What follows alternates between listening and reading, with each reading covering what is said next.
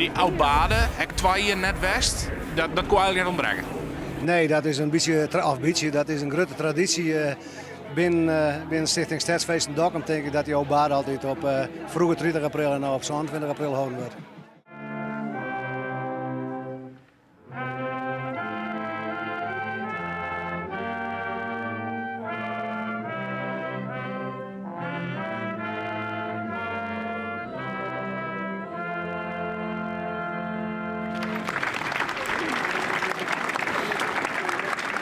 Nou ja, de vrijmarkt is natuurlijk altijd fantastisch. Er komen altijd een hele grote mensen op af en de hele binnenstad zit vol met kleedjes en tafeltjes met alle keer tweedehands goed en ja, het is fantastisch. Win je er weer een dag na je 2 jaar eigenlijk niks kennen?